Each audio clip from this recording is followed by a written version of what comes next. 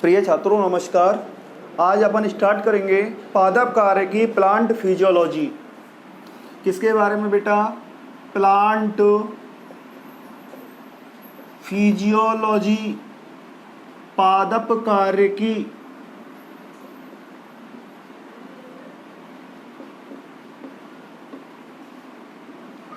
देखो, ये जो पादप कार्य की है बेटा, एक बॉटनी की ब्रांच है, वनस्पति विज्ञान की शाखा है, जिसमें अपन पादप की जीवन प्रक्रियाओं के बारे में क्या करते हैं? अध्ययन। कि पादपों के, जब पादप है बेटा, उसमें कौन कौन सी जैविक क्रियाएं होती हैं, कौन कौन सी उपापचयिक क्रियाएं होती हैं, उन सब का अध्ययन किसके अंतर्गत किया जाता है? पादप कार्य की शाखा के अंतर्गत किया जाता है। देखो, मैं बात करता हूँ प्लांट, तो आप जानते ही हो किसे कहते हैं? किसे कहते हैं बेटा? प्लांट जो प्रकाश संश्लेषी होते हैं, जिनकी कोशिका में कोशिका भित्ति क्या होती है? उपस्थित होती है। वो सब क्या कहलाते हैं? पादप कहलाते हैं। क्या कहलाते हैं बेटा? पादप कहलाते हैं। अब बात करते हैं अपन फिजियोलॉजी की। किसकी बात करते हैं? फिजियोलॉजी। देखो बेटा, फिजियोलॉजी दो ग्रीक वर्डों से बना हुआ है। एक तो है फाइसिस, क्या है? फाइसिस। और एक क्या है? लोगोस। क्या है? एक फाइसिस है और एक क्या है? लोगोस। फाइसिस का मतलब होता है बेटा जीवन की प्रकृति, जीवन की प्रकृति। और लोगोस का मतलब आप जानते हो, लोगोस का मतलब होता है बेटा क्या करना? अध्ययन करना, टू स्टडी। ठीक, अर्थात पादपों में जीवन की प्रकृति का अध्ययन करना। किसमें बेटा? पादपों में जीवन की प्रकृति का अध्ययन क्या कहलाता है? प्लांट फिजियोलॉजी कहलाता है। क्या कहलाता है? प्लांट फिजियोलॉजी कहलाता है, या पादप की जीवन प्रक्रियाओं का अध्ययन। पादप की जीवन प्रक्रियाओं का जो अध्ययन है वो क्या कहलाता है बेटा? प्लांट फिजियोलॉजी कहलाता है। क्या कहलाता है? प्लांट फिजियोलॉजी कहलाता है। और इसके अलावा एक और बात करते हैं कि पादप में जितनी भी जैविक क्रियाएं होती हैं, क्या होती हैं? जैविक क्रियाओं का अध्ययन।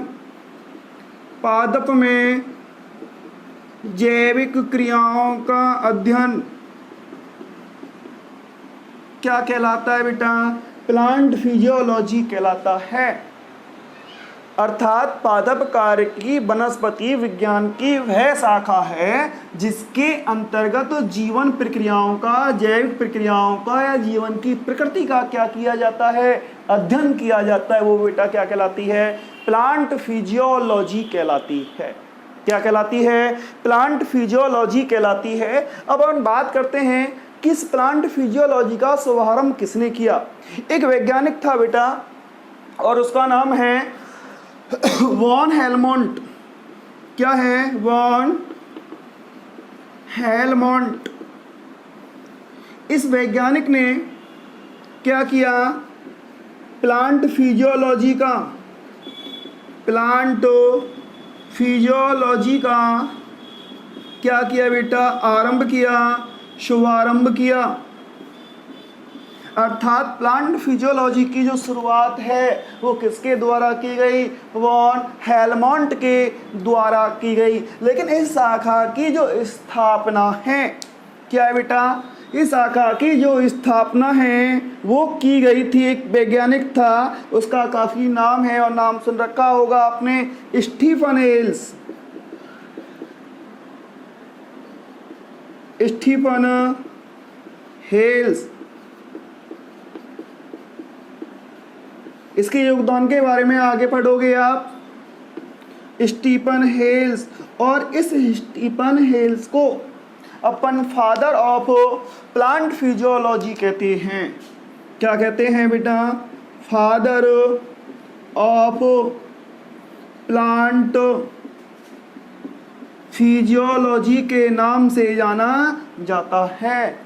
Who is the father of plant physiology? कौन है बेटा? Stephen Hales. कौन है? Stephen Hales. अब अपन बात करें कि भारत में पादप कार्यकी का अध्ययन किसने प्रारंभ किया, या पादप कार्यकी में किस भारतीय वैज्ञानिक का मुख्य योगदान था? तो बेटा नाम निकल के आता है, और वो नाम है आपने सुन रखा होगा कि डॉक्टर जेसी बॉस या सर जेसी boss. Doctor Jagdish Chandra Bose, sir या डॉक्टर जेसी बॉस। और इस जेसी बॉस को अर्थात जगदीश चंद्र बोस को अपन क्या कहते हैं बेटा? फादर ऑफ इंडियन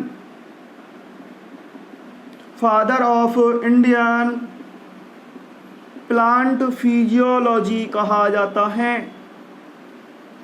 भारत में पादप कार्यकी में प्रमुख योगदान किसका, प्रथम और प्रमुख योगदान किसका माना जाता है बेटा? जेसी बॉस का माना जाता है। इसलिए जेसी बॉस या जगदीश चंद्र बोस को अपन क्या कहते हैं? Father of Indian plant physiology कहा जाता है।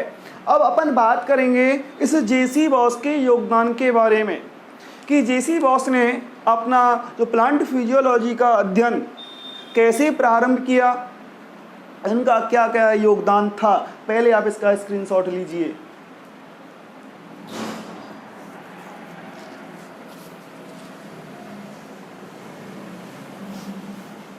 ठीक है, मिटा दूं?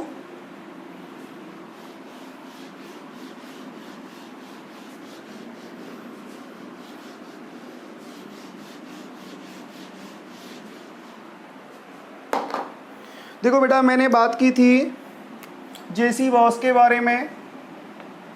जेसी बॉस, जगदीश चंद्र बोस। दो बेटा, इसका जो जगदीश चंद्र बोस है, इसका जन्म 1858 में हुआ था। अभी बताऊंगा कब हुआ था। 1858 में इनका जन्म हुआ और 1937 में इनकी क्या हो गई बेटा? मृत्यु हो गई। इनका जो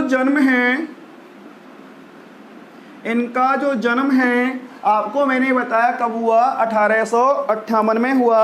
30 नवंबर 1858 में इनका जन्म हुआ। कहाँ पर हुआ बेटा? देखो, इनका जो जन्म है वो बेटा ररौली या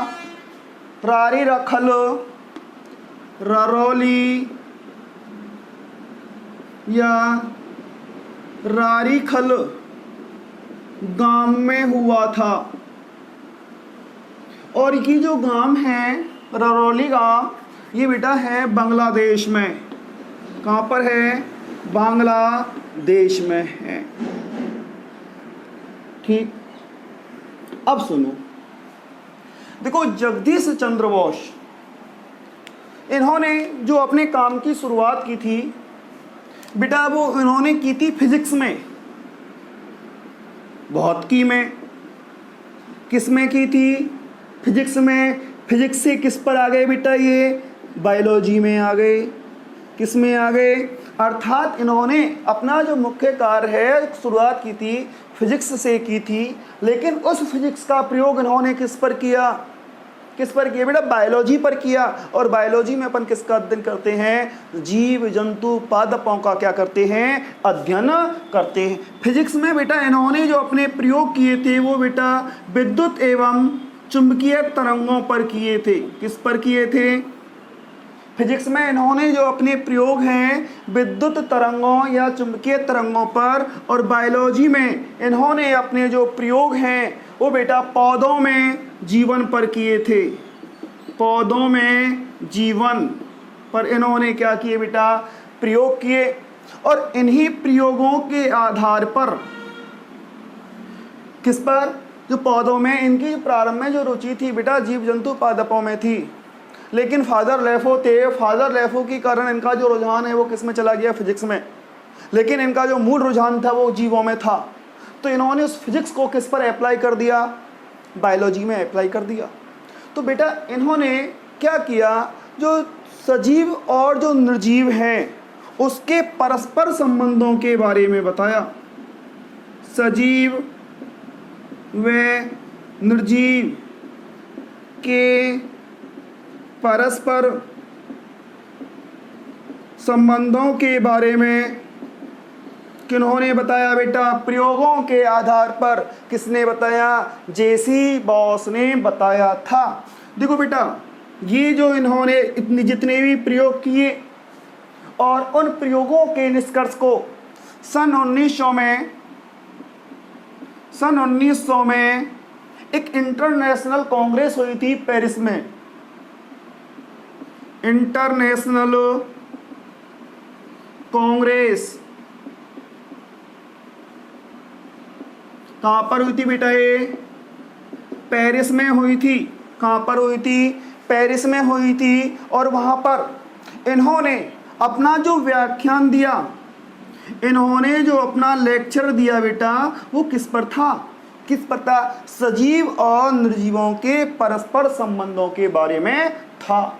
इन्होंने बताया कि जो बाह्य प्रभाव हैं उनका प्रभाव, जो बाह्य कारक हैं उनका जो प्रभाव बेटा सजीवों पर भी होता है और किस पर होता है, निर्जीवों पर भी होता है। इन्होंने बताया, क्या जेसी बॉस ने बताया कि जो जैसे मानव है उसको दुख होता है, उसको खुशी होती है, ठीक है ना, उसको नींद आती है, इसी प्रकार इन्होंने बताया कि पादपों में भी ये क्रियाएं होती हैं। क्या होती है, पादपों में भी ये क्रियाएं होती हैं। और इसका जो व्याख्यान है इन्होंने कहाँ पर किया था, सन 1900 में आयोजित इंटरनेशनल कांग्रेस पेरिस में किया था। ठीक है बेटा, अब सुनो, आपको मैंने बताया इन्होंने फिजिक्स के प्रयोग किस पर किए, पादपों पर किए। अब कुछ पादप, इन्होंने पादपों का क्या किया बेटा, चुनाव किया। इन्होंने 2 पादपों पर प्रयोग किए थे। कितने पादपों पर, 2 पादपों पर प्रयोग किए थे। पहले आप इनको लिख लो इसको, ठीक है ना, फिर मैं इसको मिटा रहा हूं, फिर दोबारा से बताऊंगा मैं आपको।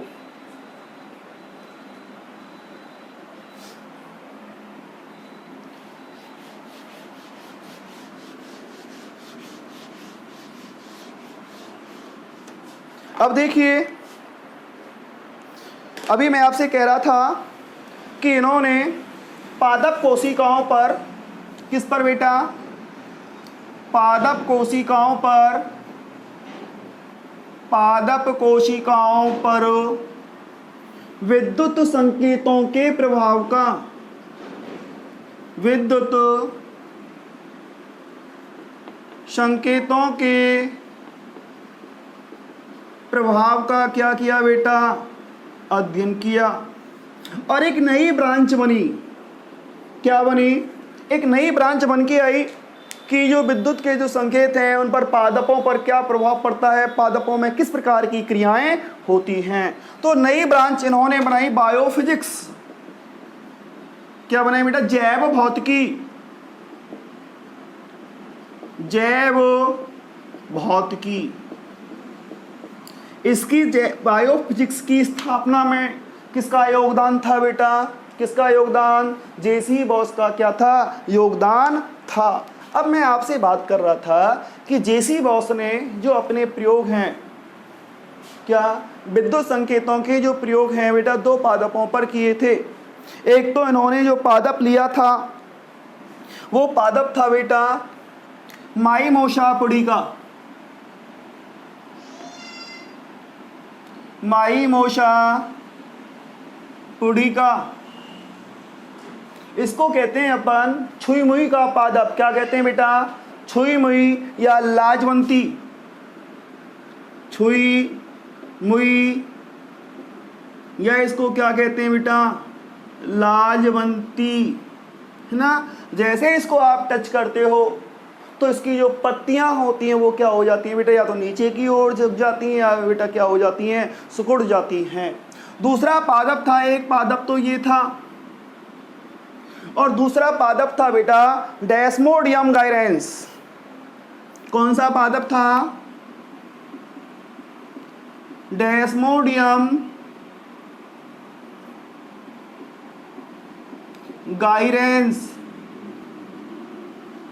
ये जो डेस्मोडियम गायरेंस है इसे अपन इंडियन टेलीग्राफ प्लांट कहते हैं। क्या कहते हैं बेटा इसको? इंडियन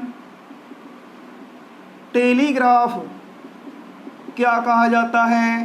पादप कहा जाता है। क्या कहा जाता है? इंडियन टेलीग्राफ पादप के नाम से कौन जाना जाता है? डेस्मोडियम गायरेंस। अब सुनो, देखो जो छुई मुई के पादप में इन्होंने प्रयोग किए, अब जो विद्युत संकेत डाले सुई की सहायता से इन्होंने क्या किया बेटा? उसमें संकेतों को प्रवेश कराया और उनका एक विशेष यंत्र के द्वारा उन संकेतों का क्या किया? मापन किया। क्या किया बेटा? मापन किया। देखो बताया इन्होंने, यदि अपन छुई मुई के पादपों की पर्णों को छूते हैं तो या तो वो क्या हो जाती हैं? मुरझा जाती हैं, सिकुड़ जाती हैं और नीचे की ओर बेटा क्या हो जाती हैं? झुक जाती हैं। क्या हो जाती हैं?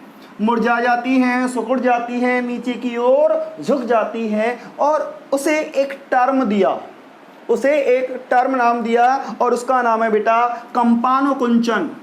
क्या है? कंपानुकुंचन।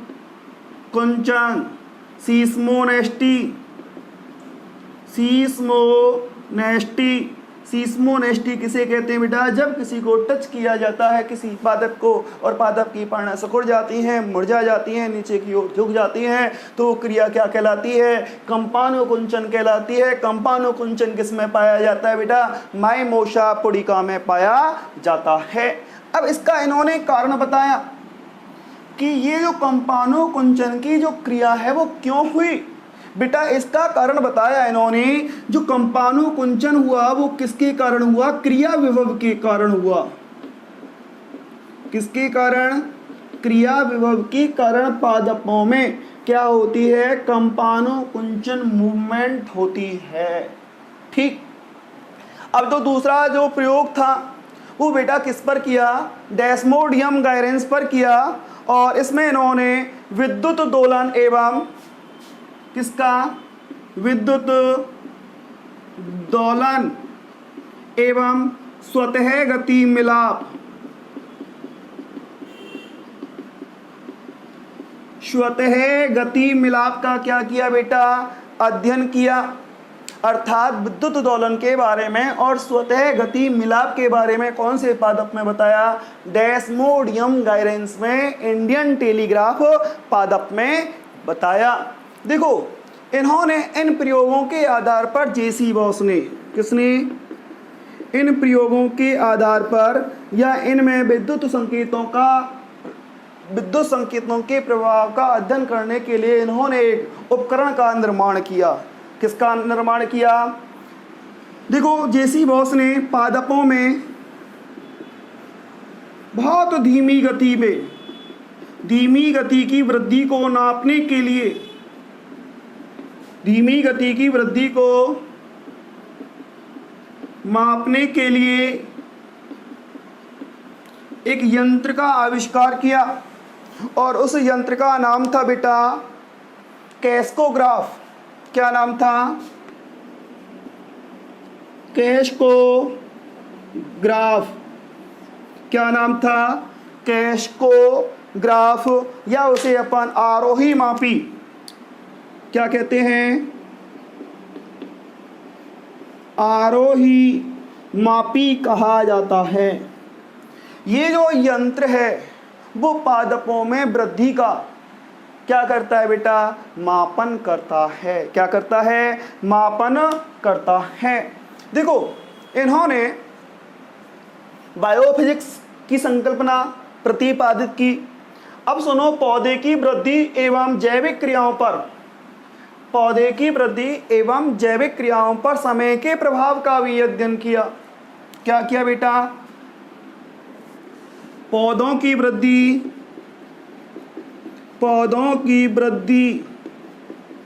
एवं जैविक क्रियाओं पर जैविक क्रियाओं पर समय के प्रभाव का बेटा क्या किया इन्होंने, अध्ययन किया। और एक प्लांट फिजियोलॉजी की ब्रांच की स्थापना की। क्या की? और वो बेटा ब्रांच थी क्रोनोबायोलॉजी। क्या थी? क्रोनोबायोलॉजी।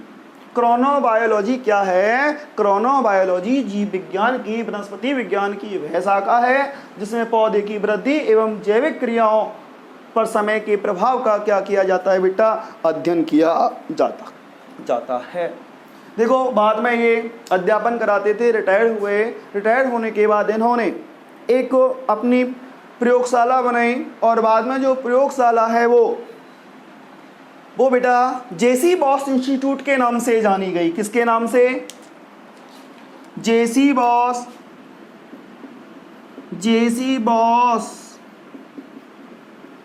इंस्टीट्यूट। और ये अंतिम समय तक अर्थात मरते दम तक इसके क्या रहे थे? अध्यक्ष रहे थे जेसी बॉस इंस्टीट्यूट के।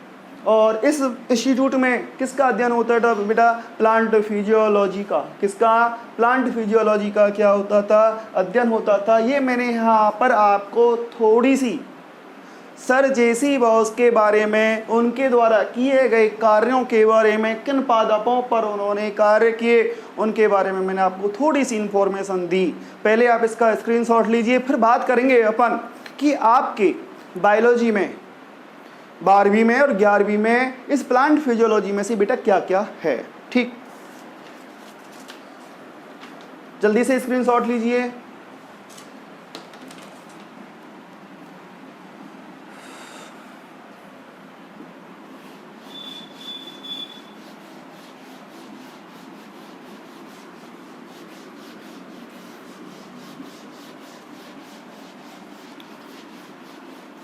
हाँ बेटा, अब सुनो, जैसा कि आपको पता है 11वीं का अपना सिलेबस भी चेंज हो गया है ना। 11वीं में जो पहले जो एनसीईआरटी था वो लागू कर दिया गया है। और उससे पहले क्या किया था, जो 11वीं की जो प्लांट फिजियोलॉजी थी और ह्यूमन फिजियोलॉजी थी वो 12वीं में जोड़ दी गई। आपके सिलेबस में 12वीं के सिलेबस में बेटा प्लांट फिजियोलॉजी भी है ना। अगर अपन 12th की बात करें तो बेटा 12th में प्लांट फिजियोलॉजी में बेटा आपके 10 चैप्टर हैं और उसको अपन 2 भागों में बांटते हैं। एक तो प्लांट फिजियोलॉजी फर्स्ट और एक है प्लांट फिजियोलॉजी सेकंड। मैं चैप्टरों के नाम बता देता हूँ, सुनो बेटा। आपका जो 5वां चैप्टर है वो है पादप जल संबंध, प्लांट वाटर रिलेशनशिप। जो आपका जो 6वां चैप्टर है वो जल अवशोषण व रसारोहण, जल अवशोषण व रसारोहण। और जो 7वां चैप्टर है वो है आपका वाष्पोत्सर्जन, ट्रांसपायरेशन, वाष्पोत्सर्जन व बिंदु स्त्राव, ठीक, गटेशन।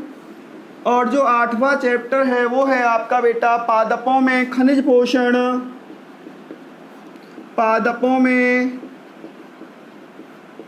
खनिज पोषण, मिनरल न्यूट्रिशन। और जो 9वां चैप्टर है वो है आपका एंजाइम्स, क्योंकि पादपों में कोशिकाओं में क्या होते हैं बेटा, एंजाइम होते हैं जो कि उपापचयी क्रियाओं को क्या करवाते हैं, संपन्न करवाते हैं।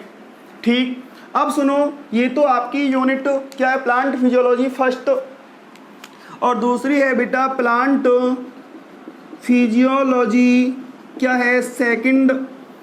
और इसमें भी कितने चैप्टर हैं, 5 चैप्टर हैं। जो 10वां चैप्टर है वो बेटा है प्रकाश संश्लेषण, क्या है, प्रकाश संश्लेषण। 11वां चैप्टर है रेस्पिरेशन, श्वसन। जो 12वां चैप्टर है वो आपका है नाइट्रोजन मेटाबॉलिज्म, नाइट्रोजन उपापचय।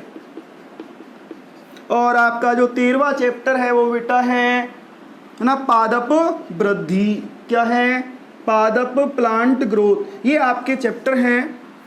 ठीक, ये तो आपके 12वीं में हो गए। किस में हो गए बेटा? 12वीं में हो गए। अब बात करते हैं अपन किसकी? 11वीं की। देखो जो 11th है उसमें एनसीईआरटी आ गया है, उसमें प्लांट फिजियोलॉजी भी है और क्या है? एनिमल फिजियोलॉजी भी है। इसमें बेटा आपका जो 11वीं में है वो 11वां चैप्टर है, वो है पौधों में परिवहन। क्या है? पौधों में परिवहन। ठीक, जल का परिवहन न खनिजों का परिवहन किस प्रकार होता है। और इसका जो 12वां चैप्टर है वो बेटा है मिनरल न्यूट्रिशन, खनिज पोषण। क्या है? और 13वां जो चैप्टर है वो है प्रकाश संश्लेषण। क्या है? प्रकाश, फोटोसिंथेसिस, प्रकाश संश्लेषण है। और जो 14 नंबर का जो लेसन है आपका वो है श्वसन।